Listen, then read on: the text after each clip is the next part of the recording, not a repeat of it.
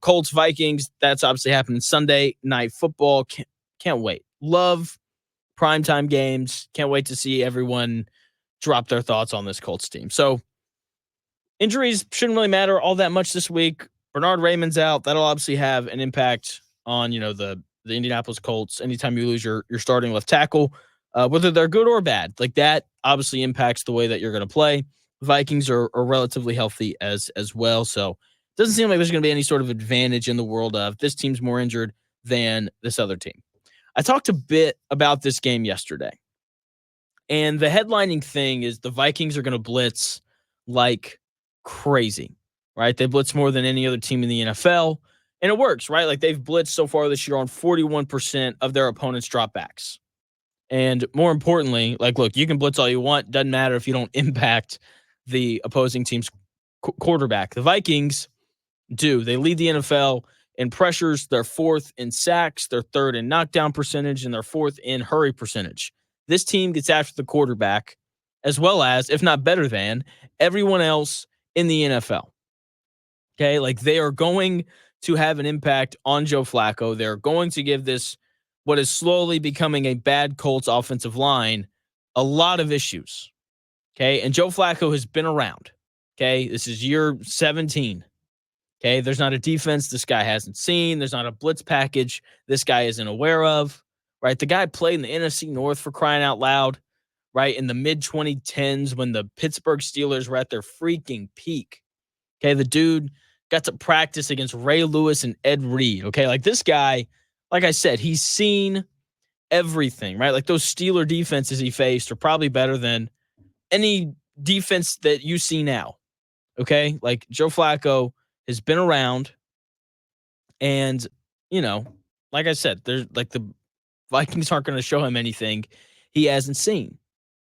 I don't really care about that, though. Because whether Joe Flacco has seen it or not, whether Joe Flacco knows where the pressure is coming from or not, this Colts offensive line isn't good. They have really struggled these past few weeks. Okay? Like, they have. Anthony Richardson, a guy who's incredibly mobile, was sacked 5 times last week against the Texans, and they didn't blitz like the Vikings are going to. Okay, like that's the reality of what happened. The week before that, Anthony Richardson was running around, for his life like crazy. Okay, like this is not a good offensive line as of late, and Bernard Raymond, starting left tackle, isn't going to play on Sunday. So sorry, but I don't really care if Joe Flacco knows where the blitz is coming from, because this Colts offensive line is 17th in the NFL in pressure allowed. Okay, the Vikings are going to get home whether Joe Flacco reads the blitz correctly or not. Now, obviously, it'll give him, an extra second or so if he knows where the blitz is coming from. But at the end of the day, this guy doesn't have the mobility to evade pressure. Okay, the guy's a statue. Seriously, like that's what he is. I know he had the 21-yard run against Tennessee and all those things, but like that's obviously not a normal occurrence for him. Like, how are the Colts going to deal with this relentless pressure that the Vikings are going to throw their way? I'm assuming they're going to look to get the ball out quick. Okay, like that is, the very simple solution. I kind of hope that that's what the Colts do, because if the Colts are snapping it and throwing it out quick and they're running screens and drag routes and slant routes and all these things, like if that's what they're doing, then I can't wait to go to Twitter and see Colts fans complaining about how they never called these plays for Anthony Richardson. Like, Twitter's going to be just a lovely place on Sunday night. I really can't wait one way or the other. Like, if Joe Flacco's awesome, all the Joe Flacco truthers are going to be like, oh, he should have been playing from week 1. And if Joe Flacco's bad, then you're going to get all the Anthony Richardson truthers like, I thought we were trying to win right now, and it's this guy. Come on. Can't wait. Twitter's going to be an absolute playground on Sunday night. If you see me tweet Sunday night, just know it's probably going to be very sarcastic. Follow me on Twitter at __ Jonathan Smith if you want to see me not troll, but just get sarcastic with people. I can't wait. It's going to be just an absolute blast. But either way, getting the ball out quickly for Joe Flacco is the key for this Colts offense on Sunday night. And, part of that is the blitz. But the other thing is Joe Flacco is just better when he gets the ball out quickly, which, isn't some revelation, right? Especially against the blitz. Here's Joe Flacco's numbers against the blitz the last 2 years. Warren Sharp at, I think, Sharp Football on Twitter, he put these out. Very appreciative of him doing this. So when Joe Flacco holds the ball for 2 seconds or less, his yards per attempt is 8.2, which is 6th in the NFL over the last 2 years. His completion percentage is 80%, which is 10th in the NFL over the last 2 years, right? And that, it's a very small sample size that's only on 25 dropbacks. So when Joe Flacco holds the football for over 2 seconds against the blitz, his yards per attempt is he averages 6 yards per attempt, which is 51st in the NFL over the last 2 years.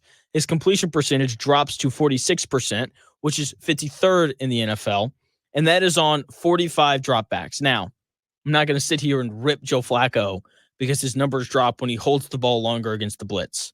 I'd be willing to bet that every quarterback in the NFL's numbers drop when they hold the ball longer against the blitz. The concerning thing about these two sets of numbers is that there's been 70 dropbacks.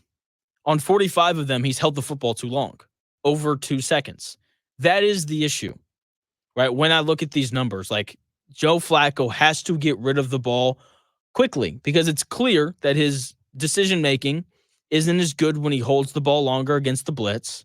And look, he's 39. Like, this dude's like, comparing him to Anthony Richardson isn't fair, but we're not going to see him run around and extend plays at the same rate that Anthony Richardson has when he's been the quarterback for the Colts. So when it comes to Flacco, get the ball out quick, slants to Josh Downs, drags to Michael Pittman, maybe, an occasional go ball to A.D. Mitchell or somebody, but get the ball out quickly. That is the recipe for success, not only for the Colts offense, but also for Joe Flacco, if you want to be more specific.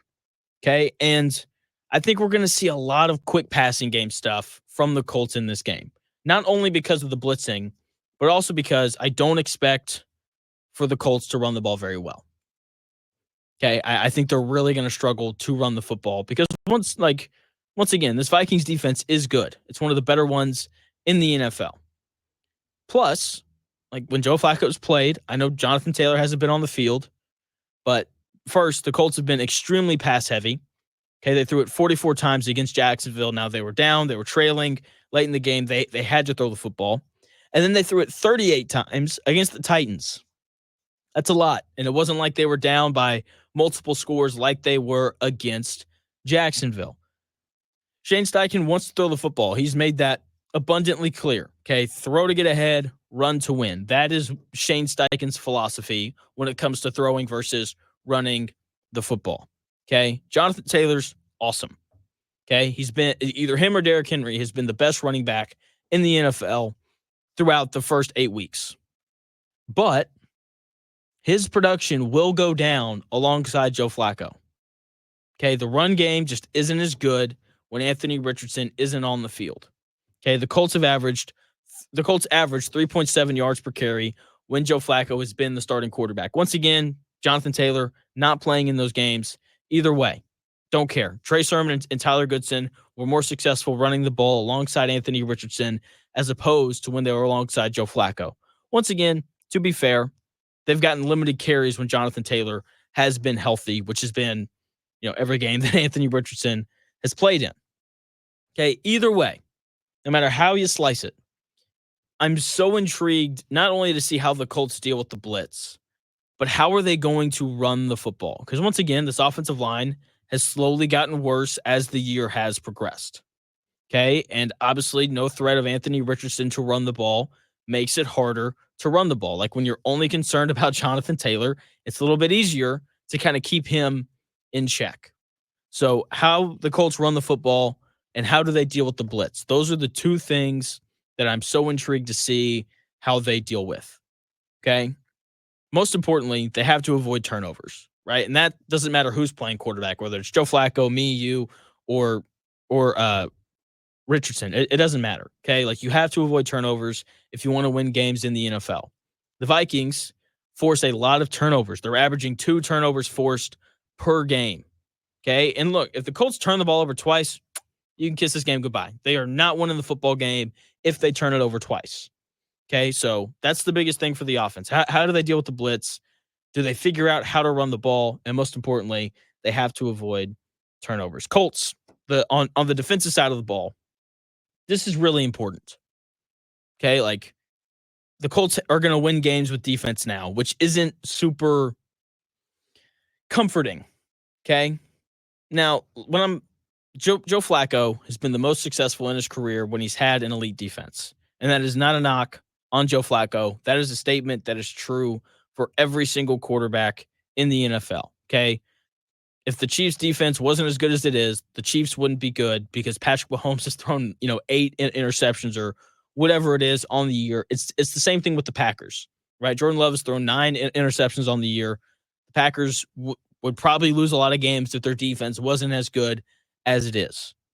Okay, so once again, saying that Joe Flacco has been more successful in his career with an elite defense is not a knock, but it's the truth because Joe Flacco he's very capable of turning the football over. Like he is for his career. His touchdown to interception ratio is less than 2-1. He threw 8 interceptions in 5 regular season games last year, and then we all know what happened in the playoff game: back-to-back pick sixes.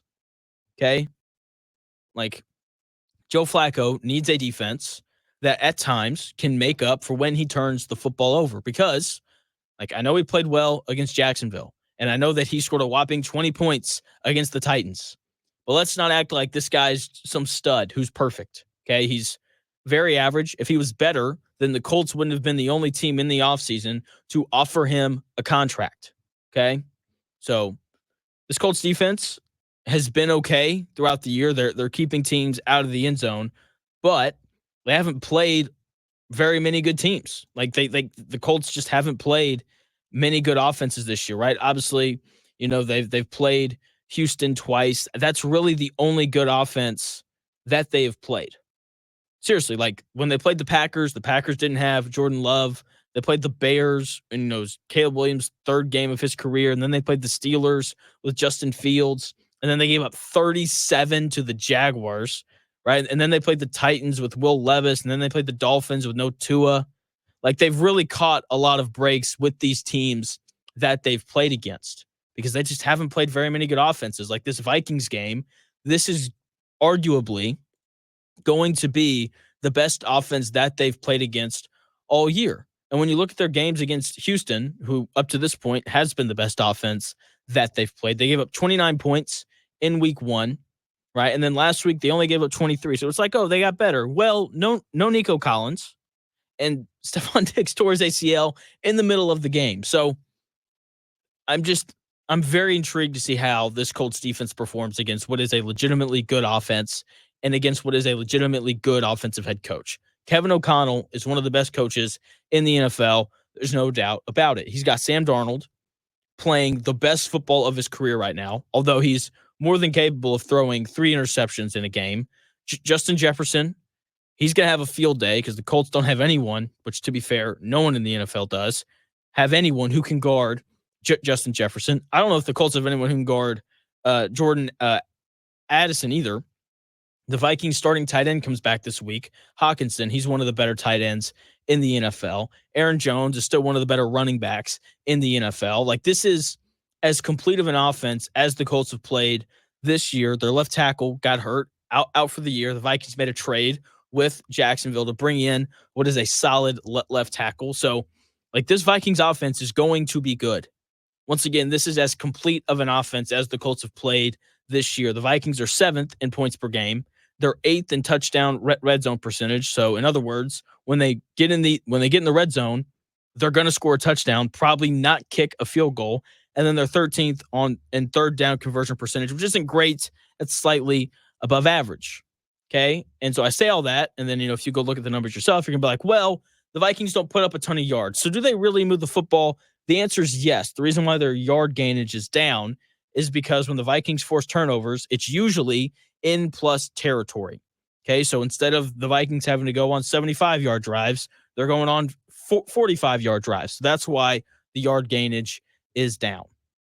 Okay, so This Vikings offense, very complete. They're going to pose a lot of issues for this bad Colts defense because I still have a ton of faith in it.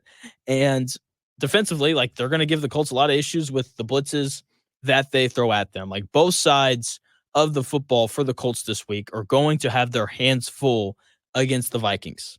Okay, this is one of the best teams in the NFL without a doubt. They're looking to avoid their third straight loss, which, you never want to play a good team when they're trying to avoid losing three straight. And the Vikings played Thursday night football last week. This is a team that's had extra time to rest and extra time to prepare.